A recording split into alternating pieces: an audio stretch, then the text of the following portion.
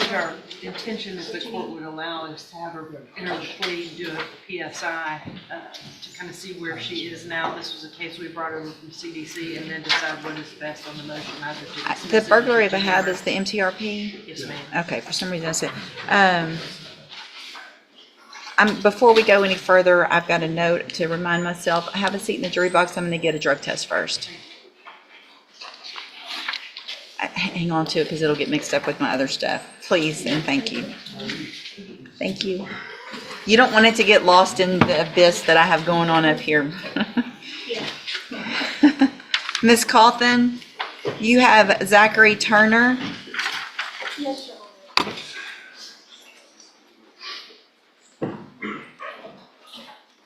Good morning. Good morning, Your Honor.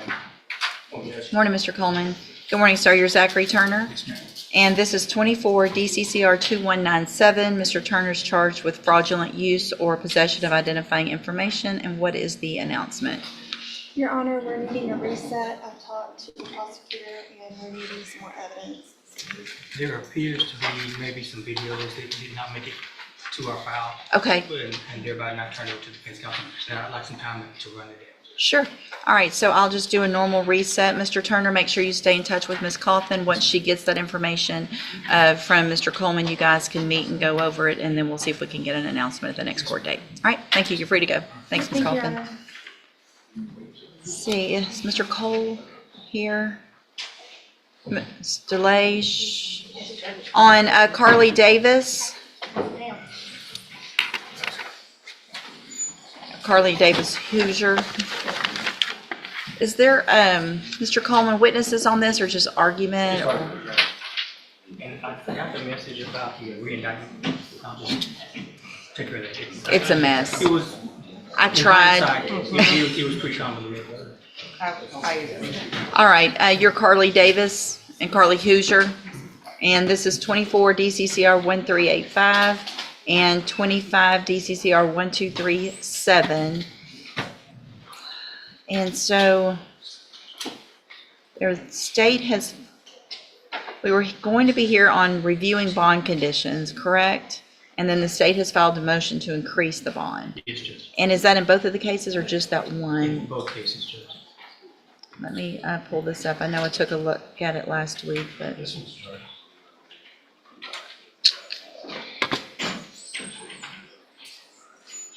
And so we've got both of these cases are driving while intoxicated, third or more. The first offense date is from May 6th of 2023. The second from February 10th of 2025.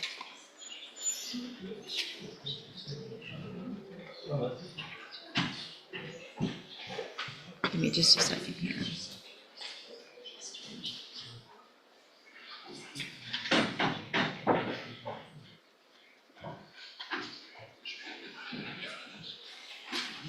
Well, it's working, it's just working slow.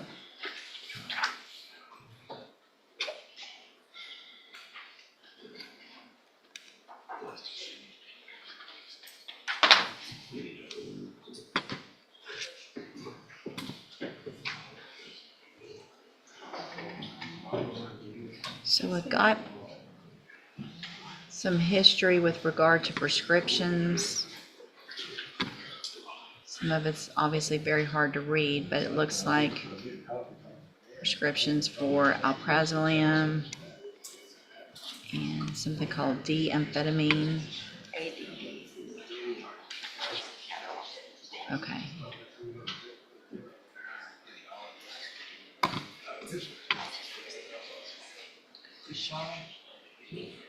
Can't tell the date. One of them specifically says no refills.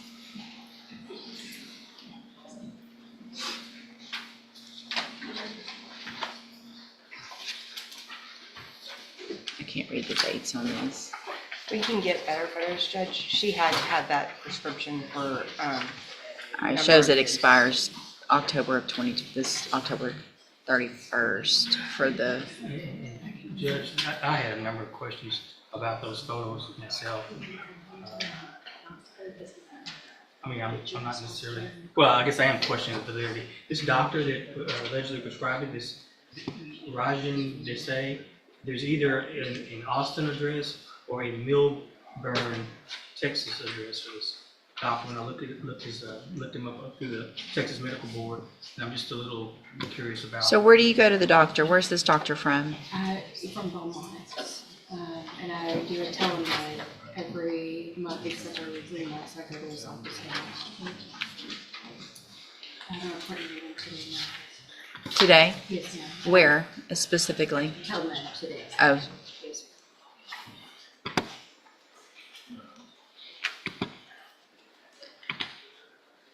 well, here's what I think I'm going to do based on the nature of what these medications are and the history.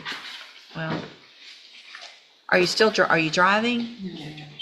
Okay, I don't know if I already did, but a condition of your bond is going to be, as of today, that you are not allowed to drive any vehicle ever, period.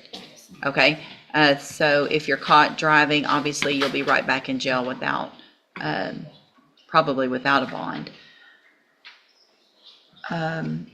Mr. Coleman, other than a no driving, is there any other?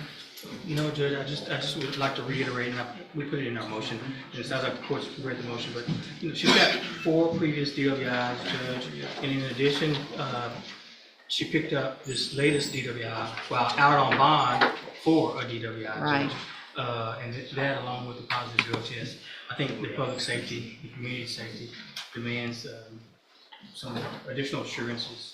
And Judge, our argument would be that the DWI itself is for the medications.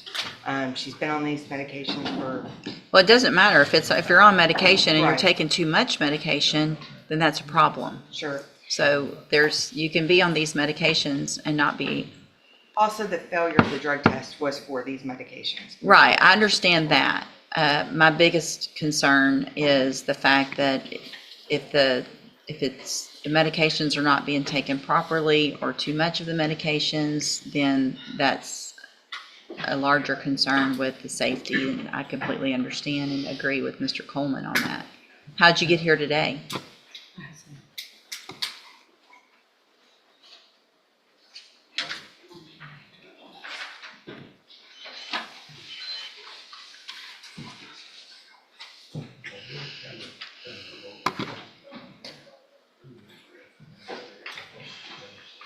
Here's what I want you to do, what I'm going to order you to do.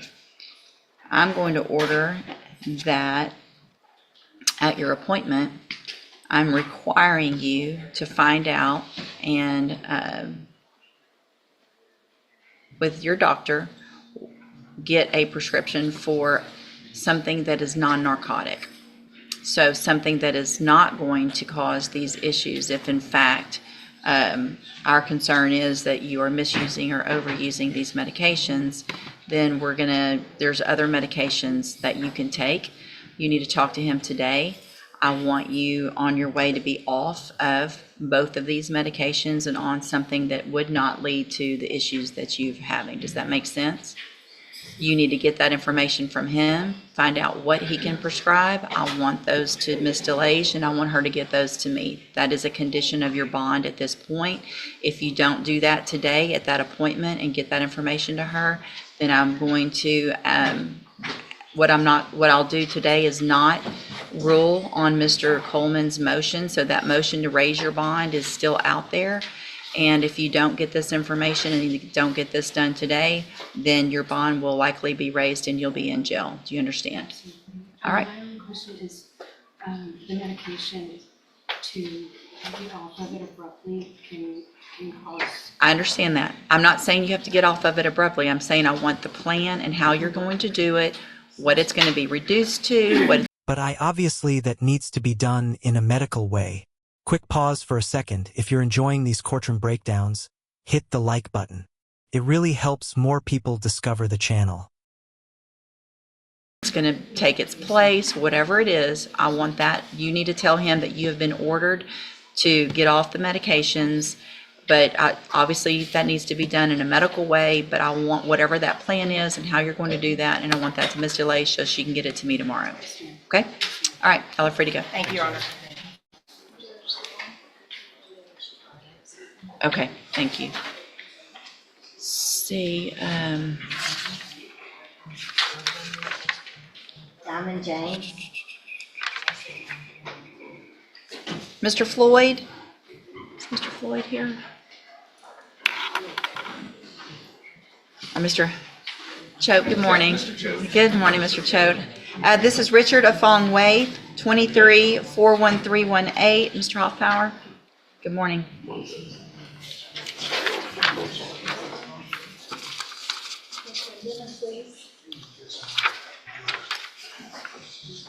Good morning. You're Richard Afong Wade, and Mr. Afong Wade's case is set for trial to begin with jury selection next Monday. Again, what is everyone's announcement?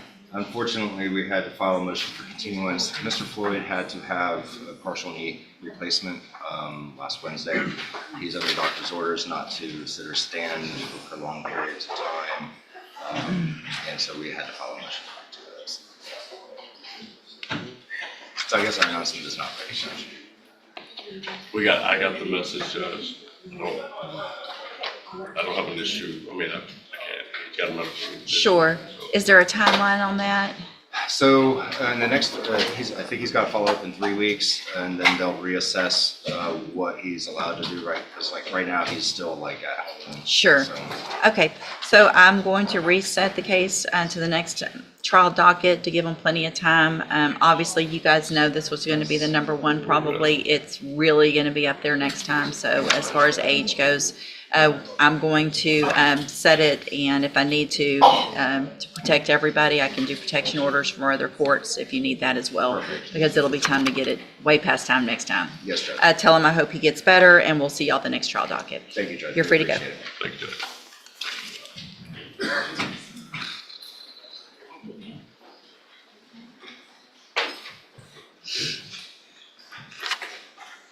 Mr. Franklin, you've got Ray No, two cases.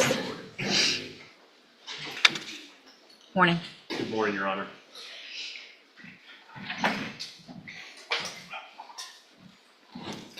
Good morning, sir. You're Ray No. Yes, ma'am. And in cause number 25 DCCR 0386 and 0387, Mr. No is charged with intoxication manslaughter and the other driving while intoxicated with a child under 15.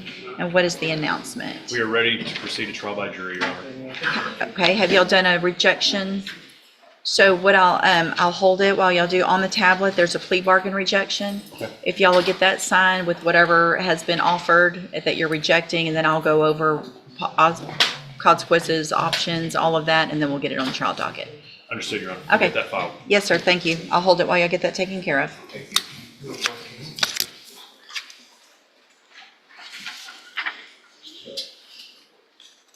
Is Dontrell Scott here?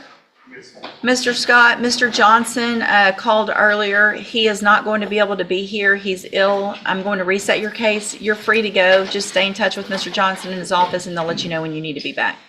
Thank you, sir. Mr. Kelly? Yes, You've got Adam Moe. he's present.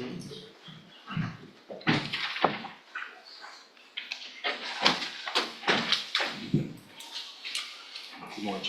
Good morning.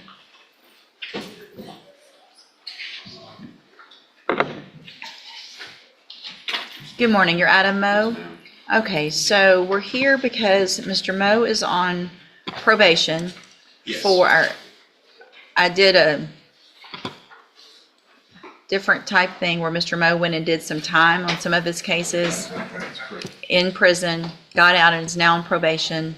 Apparently, there are some potential issues with regard to where he's living that weren't issues with parole, but are issues with probation. Is that correct? It sounds like they may be issues with probation. Okay. That's kind of why our original emergency motion had a strange title, because we didn't know what else to call this. Sure. Other than in an effort to make sure that he is doing everything correctly. I think our mission on that was, let's get in front of the court and make sure this is being done correctly. So what's the issue, potentially?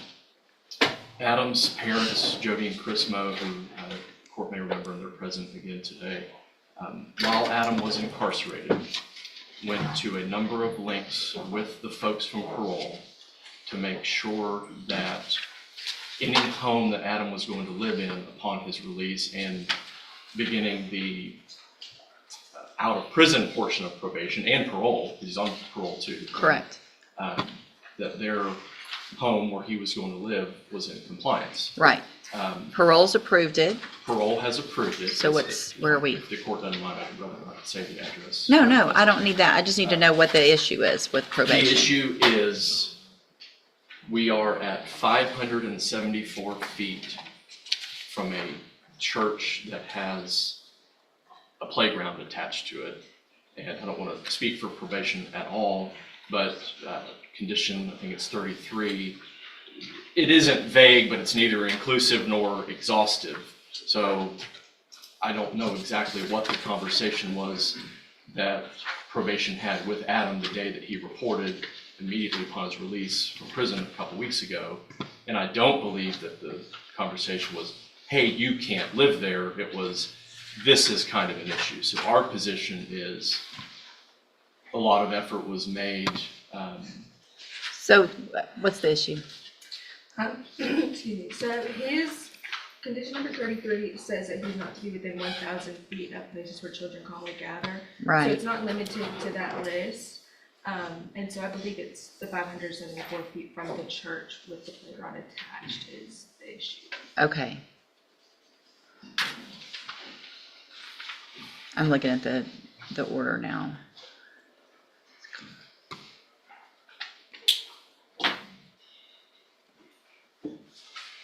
Mr. Hoffpower, any strong feelings one way or the other? Judge, we'll leave it to discussion with the court. I understand what probation is worried about. Sure. Set them up to fail. I do understand that's unique with parole and probation, two different entities, but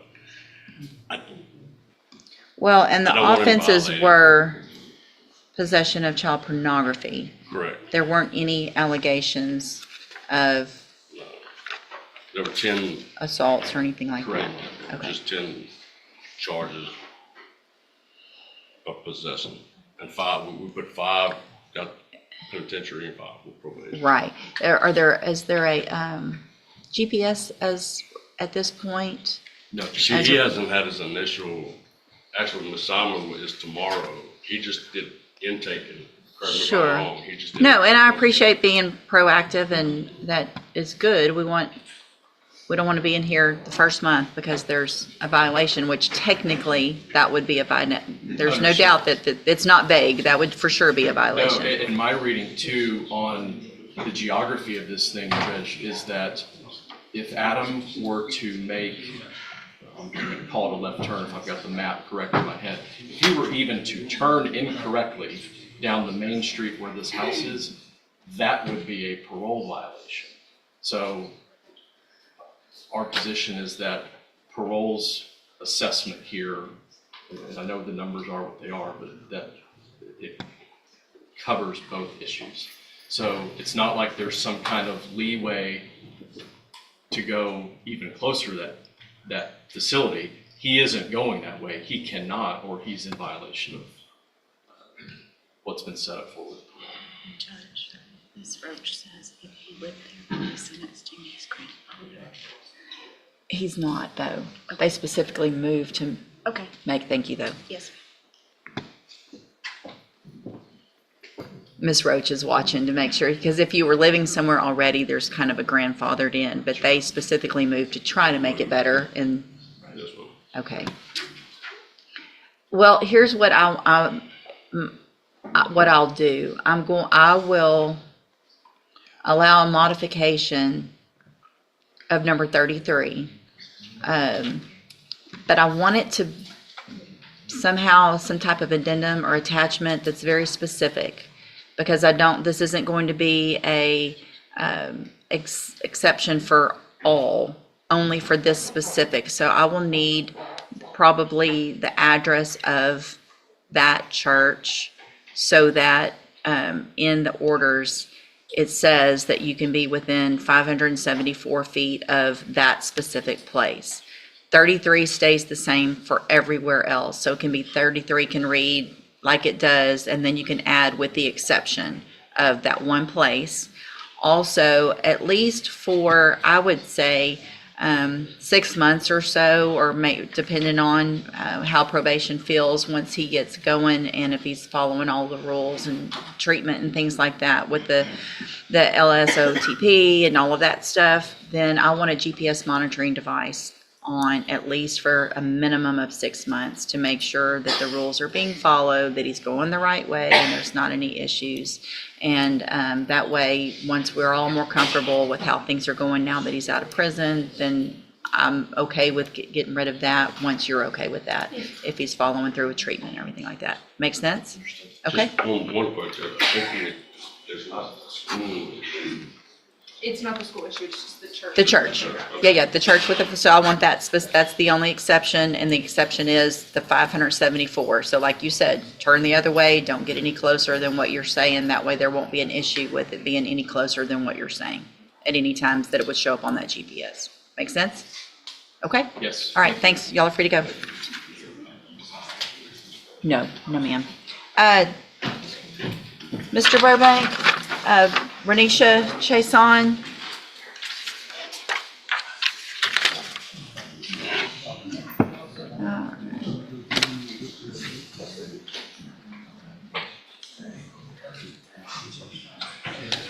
Ms. Chason tested negative for everything, so that's good.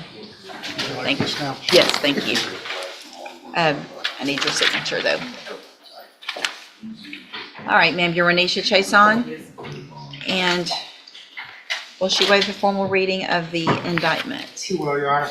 And again, we're just going to get a plea on the new indictment, reset the MTRP case, and come back and see where we are with the pre-sentence report. Is that correct? That's correct. Okay. That goes with that also.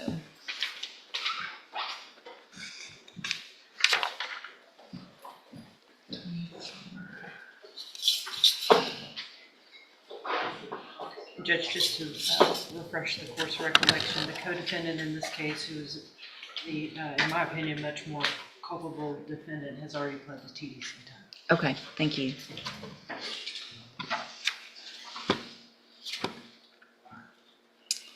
Ms. Chason, in cause number 24, DCCR 2351, you're charged with the second-degree felony offense of injury to a child, and that's from July 19th of 2024. And how do you plead to that charge? I'm sorry? Are you pleading guilty freely and voluntarily? And are you pleading guilty because you did what they've charged you with? I have here on the tablet some documents that have your signature on them that the state has marked as exhibit number 1. Before you signed these, did you go over them with Mr. Burbank? And do you fully understand them? And do you understand, if I follow the agreement that you made with the district attorney, that you'll be waiving or giving up any right to appeal? So if I follow the agreement, you can't change your mind later. Do you understand? And it looks like the agreement that you've made is for a 5-year deferred adjudicated probation. There would be a $500 fine, and you would be required to follow all of the rules and conditions of probation. Is that your understanding? Also, do you understand, if you're not a U.S. citizen, that a plea of guilty or no contest may result in your deportation, exclusion from admission to the country, or denial of naturalization under federal law? State tenders number 1. No objection, states 1. It's admitted. Is there any evidence that Ms. Chason's not competent? No, Your Honor. All right, ma'am, I'm going to find that you entered your plea of guilty freely and voluntarily, find that you're mentally competent and you understand the nature and the consequences of your plea, find sufficient evidence to find you guilty, but I'm going to reset your case so that the probation department can do a pre-sentence report. And if that can include an update also on the probation case where the motion's filed, so I can have all that information as well, and then we will come back at a later date for sentencing. You need to stop and talk to probation on your way out of the courtroom today, and she's sitting at that desk right over there. All right, we'll see y'all back at sentencing. Would the court consider allowing her to remove the drug patch? It's costing some money that she doesn't have. Not until sentencing. We're going to keep it on until sentencing. Make sure you keep it on and keep it updated, and then if everything goes well, it's about 5 or 6 weeks. Okay? Maybe excuse me. Yes, thank you.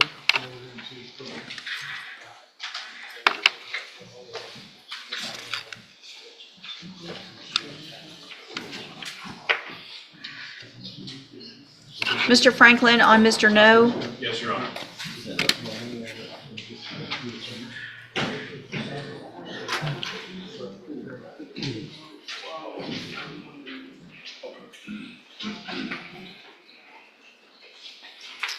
All right, again, sir, you are Ray No. Yes, ma'am. And Mr. No, in cause number, hold on, let me get it pulled up. Cause number 25 DCCR 0386, you're charged with a second-degree felony offense of intoxication manslaughter with a vehicle from December 11th of 2024. And what that means, sir, is that if you go to trial and you're found guilty, the range of punishment would be between 2 years and up to 20 years in prison. Do you understand? Yes, ma'am. And then in cause number 25, DCCR 0387, you're charged with the state jail felony offense of driving while intoxicated with a child under 15. In the same offense date of December 11th of 2024. And in that case, if you're found guilty, the range of punishment is between 6 months and up to 2 years in a state jail prison. Do you understand? Yes, ma'am. I have here on the tablet in each of your cases plea bargain rejections that you've signed with your attorney that shows that the district attorney's office has made an offer if you wanted to enter a plea of guilty. In the intoxication manslaughter case, that offers for 18 years in prison. And then in the